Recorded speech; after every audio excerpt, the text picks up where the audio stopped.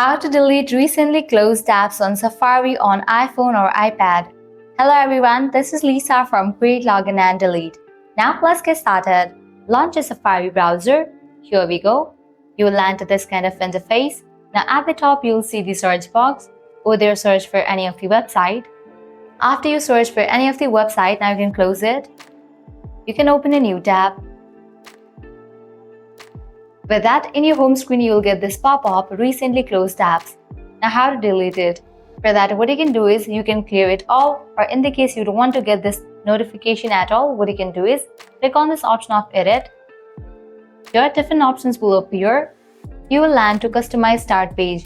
Here you're going to find different options. Along with these options, you'll find this option of recently closed apps. You have to disable for this option and you can hit back. With that, delete recently closed apps will disappear from your home page. Well, this way you can easily delete recently closed apps on Safari on iPhone or iPad. This was really simple and quick process. At the end, if you guys find this video helpful, don't forget to like, share and subscribe to our channel. Thanks for watching.